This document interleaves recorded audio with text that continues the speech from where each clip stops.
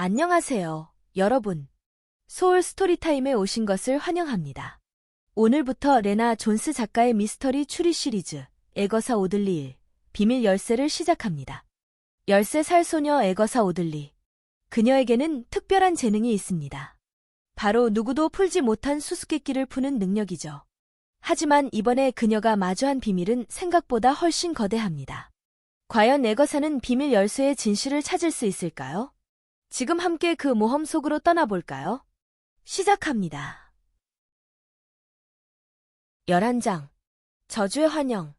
나는 다시 정신을 차리려 노력하면서 웰링턴 아치 꼭대기에 한참 동안 서 있었다. 산들바람이 머리를 헝클었다. 높은 곳에 서 있으니 기분이 좋아서 계속 머물고 싶었다. 그러나 나는 계단 아래로 내려가 덥고 건조하고 갈증나는 하이드파크라는 현실 세계로 되돌아가야 했다. 터널의 공기가 주의 집중을 방해했다. 지하에 숨는 건 꼭 해야 하는 일을 미루게 할 뿐이었다. 내겐 할 일이 있었다. 왕립지리 학회에서 나를 공격했던 남자가 다시 떠올랐다.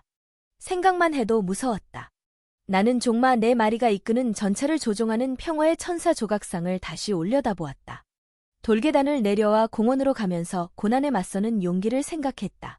앞으로 무엇을 마주하든 그걸 미룰 순 없었다. 나는 리암에게 작별 인사를 하고 집으로 향했다. 현관문을 열자 죽은 잡초 같은 몰골을 한 불쌍한 올리버가 이상한 냄새를 풍기며 나를 반갑게 맞았다. 평소처럼 싱크대 위로 올라갔다가 그릇 하나를 뒤집어 쓴 것 같았다. 올리버, 너 냄새나. 가까이 오지 마. 발끝으로 올리버를 밀어냈다. 물이 부족한 상황에서 청바지에 점액질을 묻히는 것만은 피하고 싶었다. 어느새 옷을 빠는 게 사치가 되어 버렸다. 너 도대체 뭐 하고 다닌 거야? 올리버가 가냘프게 울면서 불길한 눈빛으로 나를 올려다보았다. 나는 쭈그리고 앉아 올리버의 몸에 달라붙은 게 무엇인지 보려고 팔을 쭉 펴고 녀석을 들어 올렸다. 한숨이 났다. 주방이 어떤 상태인지 눈으로 확인하고 싶지 않았다. 이제 생수도 떨어져서 뭘 씻을 수도 없을 정도로 상황이 좋지 않았다. 나는 이미 끼니를 모두 종이 접시에 담아 먹고 있었다. 아빠가 받아 놓은 빗물도 쓰임새가 있었지만 사람이 사용하기에는 적합하지 않은 경우가 더 많았다. 주방으로 걸어갔다. 열린 문으로 익숙한 유독가스 냄새와 점액질 악취가 새어나왔다. 나는 주방에 들어가서 아빠가 아침에 죽은 점액질을 보여주려고 살짝 열어두었던 수조를 들여다보았다. 아빠가 한쪽에 놔둔 설탕 봉지가 아빠는 차 마실 때 머그잔 하나에 설탕 3봉지를 넣는다. 수조에 뒤집혀 있었다. 점액질이 부글거리며 넘쳐서 수조 밖으로, 조리대 너머로, 수납장 아래로 퍼지고 있었다. 점액질이 사방에 넘실대고 있었다. 올리버가 크게 슉슉거리고는 대들듯 점액질을 향해 달려가다가 축축한 바닥에 미끄러지며 또 울어댔다. 올리버가 내 뒤로 달려와 숨었다. 나는 한 걸음 뒤로 물러났다. 미끈거리고 꿈틀대는 점액질이 꼭 우리를 다치게 할 것만 같았다. 올리버, 이리 와. 나는 올리버를 안아 올리고 거실로 갔다. 그리고 코를 막고선 마지못해 내 무릎 위에 올리버를 올려놓고 진정시켜 보려 했다. 그러나 올리버는 계속 내 청바지를 박박 긁으며 실밥을 뜯어 놓았다. 아야, 올리버. 아파? 내가 손을 놓아주자 올리버는 내 무릎에서 풀쩍 뛰어내린 뒤 안락의자 아래로 달려갔다. 분명 올리버는 이 모든 일이 내 실수로 일어난 일이지 자기가 설탕 봉지를 뒤엎은 것과는 아무 상관없는 일이라고 생각하는 듯했다. 나는 드디어 사건의 정황을 조합해낼 수 있었다. 아빠는 고기부터 채소 껍질에 이르는 모든 음식을 점액질에 줘봤지만 딱 한 가지는 빠뜨렸다. 바로 정제 설탕이었다. 바로 그게 런던의 동맥을 막고 있는 점액질이 비밀 동력원이었던 것이다. 하지만 설탕이 어떻게 상수도의 둥근 배관으로 들어갔을까?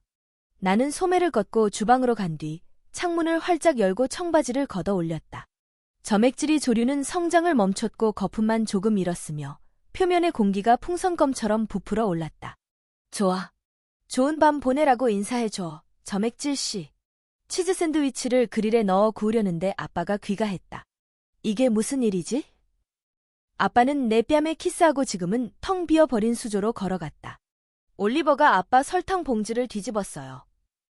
내가 무심히 말했다. 그리고 점액질 조류가 단 걸 진짜 좋아한다는 사실이 드러났어요. 설탕? 아빠가 의자에 앉았다. 그 생각은 안 해봤네. 아빠는 멍한 표정이었지만 곧 정신을 차렸다. 누군가에게 말해야겠다. 당국에 알려야겠어. 네, 꼭 그러셔야 해요. 아빠가 무선 전화기를 찾으려 주방을 미친 듯이 둘러보았다. 무선 전화기는 항상 필요할 때는 없다. 설탕이라고? 그럼 도대체 어떻게 그게 상수도에 들어간 거지? 모르겠어요. 나는 어떤 생각을 떠올렸지만 아직 그 이야기까진 보태지 않았다. 나는 지금 벌어지는 일이 무엇인지 정확히 알아내서 반드시 멈추게 만들겠다고 다짐했다. 다음 날 아침이었다. 나는 이번에도 악몽을 꾸다 잠에서 깼다. 붉은색 점액질, 익사하는 사람들, 땅 밑 어두운 동굴들. 지난번과 달리 벌떡 일어나지는 않았다. 꿈의 무게에 짓눌려 침대에서 일어날 수도 없었다. 땀범벅이 된 채 숨을 헐떡였다. 눈을 뜨고 싶지 않았다. 어떻게 내 머리에서 그렇게 무시무시한 장면이 나왔을까? 즐거운 꿈을 꿨던 때가 기억났다. 그때는 사람들이 나를 문제 해결이 필요한 먼 시골집이나 시베리아 눈 속에 갇힌 기차로 데려갔었다. 행복했던 예전 꿈들을 생각하니 왠지 배신감이 느껴졌다. 오늘 아침 학교로 걸어가는 길은 느낌이 사뭇 달랐다. 폭도나 약탈자나 시위대가 하나도 없었다. 거리는 예전처럼 조용했다. 위기는 끝나지 않았고 아직 몇만 명이 물을 공급받지 못하고 있었지만 런던은 맥스웰의 연설의 평화를 되찾은 모습이었다. 이전에도 길거리에는 런던 전역에 물을 배달하는 대형 트럭이 있었지만 이젠 알파 아쿠아의 파란색 로고가 박힌 트럭밖에 없었다. 나는 알파 아쿠아라는 선명한 글씨와 차가운 물병이 그려진 거대한 광고판을 지나쳤다. 아직 별 차도를 보이고 있진 않지만 곧 좋아질 겁니다. 같은 무책임한 의사의 진단을 받은 환자처럼 런던은 다시 침대로 돌아가 치료제를 기다리는 꼴이었다. 그건 맥스웰이 제시한 치료제였다. 나는 차라리 소음이 그리웠다. 시끄러운 소리가 난다는 건 런던이 도와달라고 외치는 걸 테니까. 반면 침묵은 섬뜩했다. 침묵 속에는 아무런 희망이 없는 것 같았다. 정문에서 알파 아쿠아 물병을 공짜로 조금 더 나눠 받은 것 말고는 오늘 학교에서 특별한 일은 없었다. 어떤 애들은 스위스 샘물이 흘러 들어온 거라며 물을 받지 않으려고 했다. 너무 역겹잖아. 한 남자아이가 말했다. 누가 클로에 심프킨의 오줌을 재활용한 물을 마시고 싶겠어? 그 애 주변에 있던 아이들에게서 웃음이 왁자하게 터져 나왔다. 클로에가 지나가다 얼굴이 빨개졌다. 나는 클로에의 팔을 잡고 애들 틈에서 그 애를 데리고 나갔다. 신경 쓰지 마. 클로에에게 말했다. 그러고는 아이들이 듣도록 목소리를 높였다. 쟤들이 마시는 특별한 생수는 아마 소똥을 걸은 물일걸. 자습실에 도착하자 클로에가 힘없이 미소 지었다. 고마워, 애거사. 천만에. 나중에 봐. 나는 주변에서 떠들어대는 소리에 아랑곳하지 않고 내 자습실로 갔다. 생물 교과서를 끄집어내 책상 위에 올려놓은 뒤 아무도 나를 방해하지 못하게 하려고 책을 읽는 척했다. 마음속으로는 지난주에 일어난 일들을 낱낱이 되새기며 사실들 간의 연결성을 찾아내려 했다. 그러나 그건 지하 연결망만큼이나 꽁꽁 숨어 있었다. 나는 지하 터널들을 하나하나 기억하며 혹시 내가 놓친 게 없는지 되짚어 보았다. 터널을 훑었던 시간을 되새기려는데 누군가 내 옆에 와서 앉는 게 느껴졌다. 리암인가 했더니 어두운 낯빛을 한 버니 시포위츠가 작고 검은 책을 들고 있었다. 버니의 아빠는 런던 증권 거래소에서 일하는데 언젠가 자기 아들도 같은 길을 걷게 하고 싶어 했다. 그러나 버니는 원유 가격보다 경마에 돈 거는 걸 더 좋아했다. 그 작고 검은 책 덕분에 버니는 세인트레지스에서 가장 큰 내기 모임을 운영했다. 만약 축구 경기나 TV 리얼리티 쇼 혹은 왕실의 다음 아기 이름 따위에 돈을 걸고 싶으면 버니를 찾아가면 된다. 안녕, 애거사. 버니는 덩치가 작고 죽은 깨가 많은 데다 자기 아빠처럼 치아 교정기를 끼고 있다. 권투 시합에 걸었던 돈을 다 잃은 아이에게 흠씬 두들겨 맞을 때도 있지만 버니는 대체로 유용한 공공서비스를 제공하는 사람으로 인정받는 편이었다. 안녕, 버니. 무슨 일이야? 아니, 그냥 너 큰 게임에 돈 걸 생각 있나 해서. 버니는 선생님들이 눈치채지 못하게 입을 벌리지 않고 옆으로 소리를 밀어내며 말했다.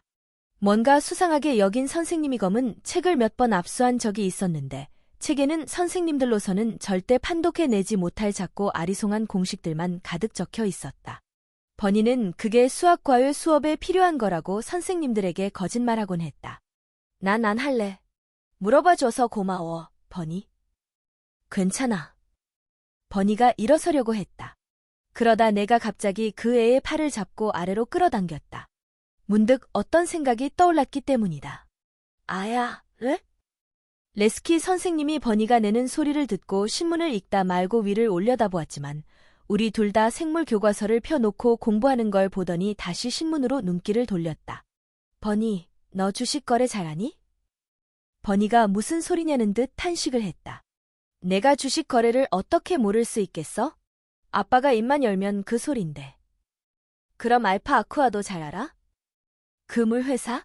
아마 그럴걸. 그거 15년 전쯤에 패트릭 맥스웰이 만들어서. 내가 왜 그걸 묻는지 의아한 듯 버니가 얼굴을 찡그렸다. 그 회사는 어떤 데 투자를 해? 분명 물 연구에 투자를 하겠지. 하지만 온갖 잡다한 것에 투자하는 컨소시엄이 그 회사를 소유하고 있어. 컴퓨터 회사, 통조림 공장, 과학 연구. 다른 회사에도 투자를 한다고? 물론이지. 그럼 다른 회사들이 잘 되면 알파 아쿠아가 돈을 돌려받아. 내기한 것처럼? 고정 수익률이 없는 것만 빼면 똑같은 방식이지. 회사가 돈을 많이 벌수록 알파 아쿠아는 이익을 보게 돼. 그럼 그 회사가 물정화 사업에 투자했으니까 물위기 상황에서도 돈을 많이 벌 수밖에 없겠네? 아, 그렇겠다. 버니가 처음으로 의욕을 보였다. 그걸로 그 사람들 완전 대박 났겠네. 위기가 계속되면 매일 수백만 파운드 벌기는 일도 아니겠는걸. 게다가 런던 전역에 제공할 공장을 확장하면 와, 이건 뭐 수십억도 벌겠어. 월터급 권투 선수든 상정 회사든 버니는 돈벌이가 되는 거라면 환장을 했다. 고마워. 뭐 그런 걸 가지고. 이제 난 가야겠다. 할 일도 많고 만날 사람도 많거든.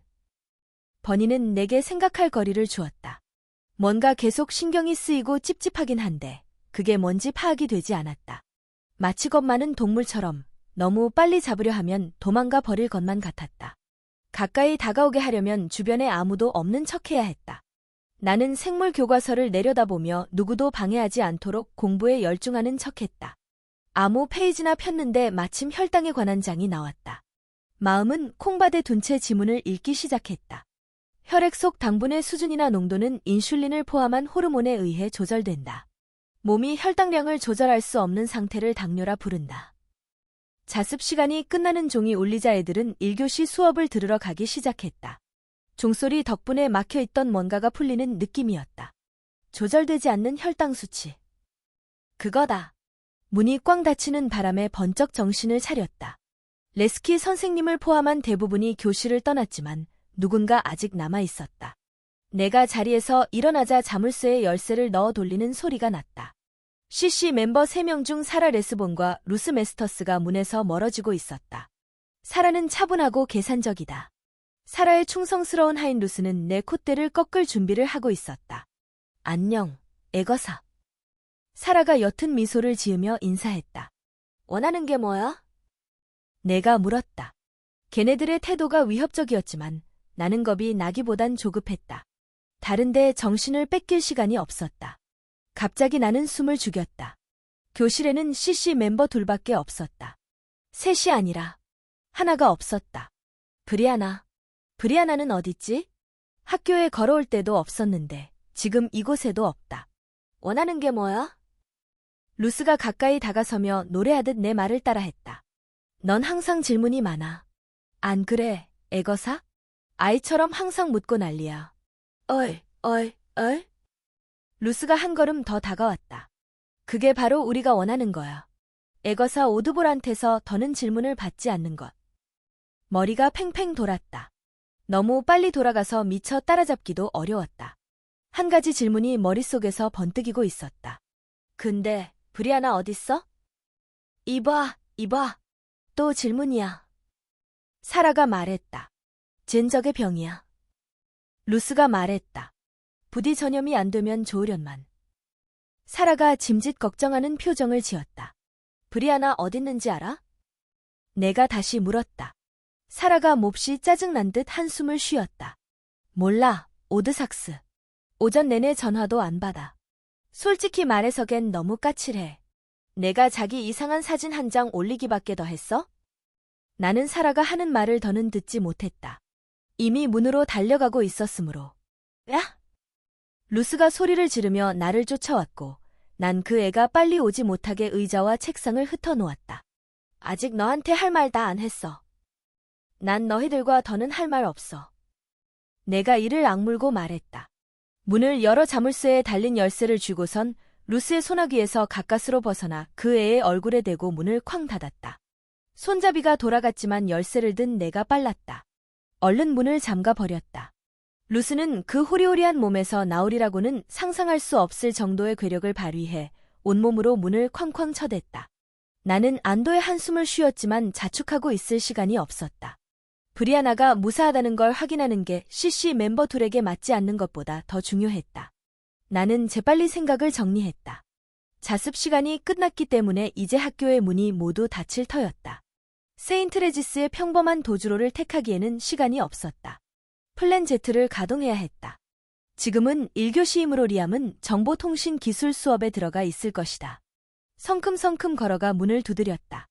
리암 라우, 급히 교무실로 좀 오래요. 나는 최대한 권위 있는 목소리로 선생님에게 말했다. 다행히 IT 선생님은 리암과 내가 친구라는 걸 몰랐다. 리암, 얼른 가봐. 수업 못 들은 건 나중에 찾아오면 가르쳐 줄게. 리암은 마지못해 소지품을 싸서 문으로 나왔다. 무슨 일이야, 애거사? 리암이 조용히 물었다. 브리아나한테 문제가 생긴 것 같아. 걔를 찾아야 해. 뛸 준비됐어? 내가 귓속말했다. 이번만은 리암도 꼭 수학 수업을 들어야 한다거나 공부해 온 화학 시험은 꼭 봐야 한다거나 하는 등의 이의를 제기하지 않았다. 당장 상황을 제대로 이해한 것 같았다.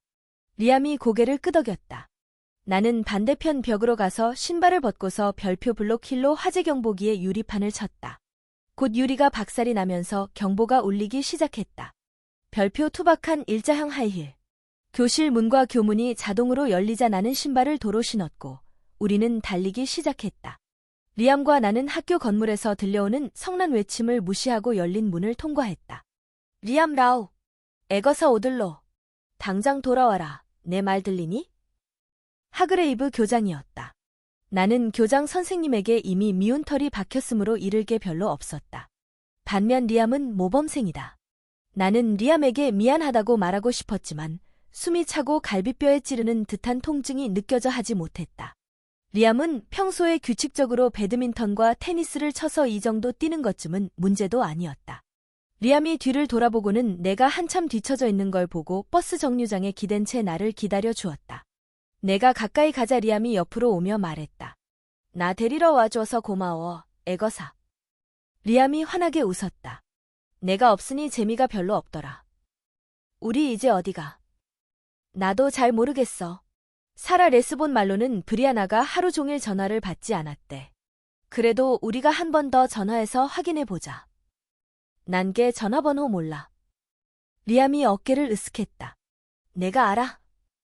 브리아나가 여자 화장실에서 끼적여준 주소와 전화번호가 적힌 종이를 꺼냈다. 리암이 자기 휴대폰의 번호를 입력하고 통화 버튼을 누른 뒤 내게 건넸다. 브리아나는 신호가 가기 시작하고도 3번, 5번, 7번이 울릴 때까지 전화를 받지 않았다. 음성 메시지를 남겨야 하나 생각하는 순간 누군가 전화를 받았다. 숨소리가 들렸다. 브리아나? 잠시 대답 없이 지직지직 잡음만 들렸다. 그러다 전에 들은 적 있는 글래스고 억양의 목소리가 들려왔다. 와서 얘 데려가. 어딨는데요? 넌 달콤한 아가씨잖니, 애거사. 알아맞혀봐. 그러더니 전화가 끊겼다.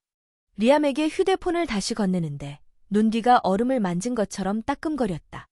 뭔데? 누군데? 브리아나는 어딨대? 리암이 물었다. 왕립지리 학회에서 나를 위협했던 남자였어. 그 사람이 브리아나를 데리고 있어. 에? 리암이 내 얼굴을 보며 물었다. 열심히 생각하느라 대답을 하지 못했다. 그 사람이 했던 말에 분명 단서가 있을 것이다. 달콤한 아가씨, 달콤한 설탕. 그거다. 리암, 폰으로 패트릭 맥스웰과 설탕을 입력해서 뭐가 나오는지 좀 찾아봐 줄래? 알았어. 잠깐만. 리암이 폰을 꺼내 얼른 검색어를 입력했다. 잠시 뒤 리암이 아무 말도 못하고 휴대폰을 내게 건넸다. 1년 전 뉴스 기사였다. 슈가케인을 위한 달콤한 시간. 영국 제3의 설탕 제조업체인 슈가케인은 오늘 알파 인베스트먼트와 새로운 협력 관계를 맺음으로써 기존 사업을 대규모로 확장한다고 발표했다. 브릭스턴에 본사를 둔 슈가케인은 작년에 110만 톤의 정제 설탕을 생산한. 갑자기 머릿속에서 모든 게 제자리를 찾아가며 수면 아래 감춰져 있던 모든 관계가 드러났다. 나는 노트를 꺼내 빠진 게 없는지 확인하면서 여태 밝혀진 사실들을 기록했다. 1. 점액질이 조류는 설탕을 먹고 자란다. 2. 그러므로 맥스웰의 두 회사, 알파 아쿠아와 슈가케인은 위기 상황에서도 어마어마한 돈을 벌고 있다. 3. 브릭스턴에는 거대한 설탕 창고가 있고 패트릭 맥스웰의 투자 덕분에 최근에 사업을 확장했다. 4. 브릭스턴 펌프 시설은 런던 전역에 수백만 톤의 물을 전달하는 지하 환상배관과 연결되어 있다. 5. 돌리베이라 교수는 뺑소니 사고의 표적이었다. 교수는 이 사실을 어디까지 알았던 것일까? 브리아나는 공장에 있는 것 같아. 슈가케인 공장. 패트릭 맥스웰이 소유한 회사야. 그럼 맥스웰이 브리아나를 잡아갔단 말이야? 이유가 뭔데? 그 사람이 이 모든 일의 배후인 건 확실해. 그리고 나를 협박한 남자는 맥스웰의 직원일 거야. 브리아나가 나랑 같이 알파 아쿠아 기자회견장에 갔었거든. 맥스웰이 우리가 염탐하는 걸 봤어. 우리가 자기 뒤를 파고 있다는 걸 알아. 너 브리아나랑 기자회견장에 갔다고? 리암이 눈썹을 치켜 올렸다. 내가 나한테 말을 안 하는 상황이었고. 리암, 지금은 그걸 설명할 시간이 없어. 우린 슈가케인 공장에 가야 하고 들키고 싶지 않아. 그럼 터널로 가야겠네. 여기 그로스배너 정원 지하로 내려가는 입구가 있잖아. 우리는 길을 내려갔다. 정원으로 가는 문 바로 옆에 대여용 자전거가 가득한 자전거 보관대가 있었다. 시장이 자전거 타기를 대중화하려고 런던 도처에 이런 자전거 대여 시설을 만들어 두었다. 신용카드 있어? 자전거 옆에 달린 컴퓨터 화면을 가리키며 내가 물었다. 리암의 카드는 위급한 상황에만 써야 했지만 지금이 바로 그런 상황이라고 판단했다. 리암이 고개를 끄덕이고는 자전거 2대를 빌리는 옵션을 선택했다. 우리는 자전거 역의 번호를 입력하고 보관대에서 자전거를 꺼냈다. 출입구가 어디지? 잠시 멍한 상태로 내가 물었다. 리암이 몇 미터 떨어진 곳에 있는 진달래 덤불을 가리켰다. 저 뒤에 있었어. 우리는 자전거를 밀면서 걸어갔다. 그리고 주위를 둘러보고는 거대한 관목 뒤로 숨어들었다. 전에 미리 봐두던 철문이 있었다. 조합 열쇠를 꺼내 자물쇠에 끼웠다. 찰칵. 경첩에 기름칠이 잘 돼 있어서 이번에도 문이 쉽게 열렸다. 어두운 계단이 아래로 이어졌다. 우리는 자전거를 밀면서 안으로 들어간 다음 문을 닫았다. 계단 아래는 몹시 어두웠지만 우리가 페달을 밟기 시작하자 자전거 자체에 불이 들어와 앞을 비춰주었다. 터널 안을 지나가는 동안 우리는 말을 하지 않았다. 이정표와 썩은 점액질 조류 찌꺼기들을 스쳐 지나갔다. 브릭스턴, 스톡을 그리고 모르덴으로 가는 표지판이 보였다. 표지판을 보고 있노라면 지하 통로로 런던 여기저기를 돌아다니는 일이 자연스럽게 느껴질 지경이었다. 탁한 공기가 우리를 휘감고 돌자 블레이저가 망토처럼 펄럭였다. 나는 브리아나를 잘 모르지만 그건 중요하지 않았다. 그 애는 동료 탐정이고 도움이 필요했다. 머릿속에 소름 끼치는 장면이 뉴스 화면처럼 계속 떠올랐다. 어두운 방, 브리아나는 얼굴을 비추는 밝은 빛 때문에 눈도 제대로 뜨지 못하는 상태로 입에는 재갈이 물린 채 손은 뒤로 묶여있다. 맥스웰이 다가와 브리아나를 손으로 때리는 자세를 취한다. 또는 맥스웰이 껄껄 웃으며 두 손을 마주대고 비빈 다음 브리아나의 머리채를 잡고 설탕 용액이 든 통에 담가 버린다. 말도 안 되는 장면이었고 나는 부디 내 상상이 어긋나기를 바라고 또 바랐다.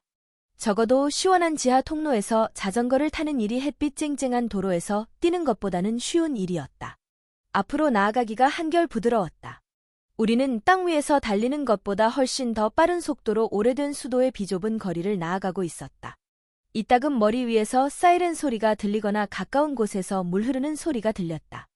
가끔 쥐들이 지하 평행 세계에 나타난 인간들이 낯선 모양인지 가던 길을 멈추고 우리를 살폈다. 드디어 슬레이드 정원을 가리키는 표지판이 나왔다.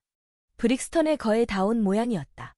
우리는 자전거를 어깨에 메고 지표면으로 가는 철 계단을 올라갔다. 브릭스턴은 부산했다. 거리에는 옷과 생선, 가죽 가방과 야채와 값이 싼 선글라스를 파는 가판대가 보였고 그 근처를 서성거리는 사람들로 가득했다. 모퉁이에서 스틸 드럼을 연주하는 밴드도 있었다. 모든 게 너무 활기차고 생동감 넘쳐서 근처 어딘가에 브리아나가 인질로 잡혀 있다는 게 믿기지 않았다. 우리는 사람들 사이로 계속 자전거를 몰고 갔다. 슈가케인 공장이 런던 안에 있다는 건 알고는 있었지만 썰물 때만 발을 들일 수 있는 섬에 위치한 금지된 성 정도로 생각했었다. 드디어 리암이 브레이크를 밟으며 멈춰 서자 우리는 물결 모양의 강철 지붕이 덮인 콘크리트 덩어리의 초라한 건물 문 앞에 섰다. 굴뚝에서 솟아오르는 연기가 맑고 푸른 하늘을 더럽혔다. 공장은 높은 담으로 둘러싸여 있었다. 우리는 철옹성의 빈틈을 찾아내려고 주변을 돌아다녔다. 그러나 틈은 없었고 담 위에는 철조망이 감겨 있었다. 완전 푸대접이군. 리암이 문에 붙은 판을 가리켰다. 일단 멈춤. 선약한 사람만 방문 가능. 무단 침입은 엄히 다스림. 나는 가방을 뒤져 자물쇠 키트를 꺼냈다. 그럼 무단으로 침입하는 수밖에. 열 수 있어? 리암은 그 모습에 깊은 인상을 받은 것 같았다. 글쎄, 엄마가 가르쳐 주기는 했지만 단순한 자물쇠만 열어봐서 어떨지 모르겠어. 일단 해보지 뭐. 리암이 망을 보는 가운데 나는 몇 분 동안 자물쇠를 가지고 씨름했다. 그 자물쇠는 엄마가 가르쳐준 어떤 잠금 장치보다 훨씬 더 복잡했지만 포기하지 않기로 마음먹었다. 애거사, 안 되는 거 아냐? 결국 리암이 말했다. 결국 나는 키트를 치우며 패배를 인정했다. 그럼 어떻게 안으로 들어간담? 그때였다. 내가 말을 하는 동안 윙윙거리는 소리가 들리더니 무거운 문이 철커덕 열렸다. 우리는 놀라서 서로를 마주 보았다. 공장 앞뜰에는 아무도 없었고 창문을 내다보는 사람도 없었다. 문 옆에 붙은 카메라를 올려다보니 감긴 눈처럼 먹통이었다. 들어갈까? 리암이 소리 죽여 물었다. 그래야지. 브리아나가 진짜로 위험할 수도 있잖아. 그리고 걔가 여기 있다는 걸 다른 사람은 아무도 몰라. 넌 안 들어가도 되겠다. 내 위치를 아는 사람이 밖에 남는 것도 괜찮은 생각일 것 같거든. 내가 들어가면 나도 같이 들어갈 거야. 내가 웃으며 고개를 끄덕였고 우리는 철문을 통해 안으로 들어섰다. 문에서 다시 윙윙거리는 소리가 들리더니 철커덕하고 닫혔다. 마침내 우리는 안으로 들어섰고 갇혀버렸다. 자, 여러분. 오늘은 레나 존스의 에거사 오들리 일, 비밀 열쇠 11장까지 함께 들으셨습니다. 에거사의 추리가 점점 더 흥미진진해지고 있네요. 과연 다음 챕터에서는 어떤 새로운 단서가 등장할까요? 다음 이야기에서 만나요. 편안한 밤 되세요. 안녕.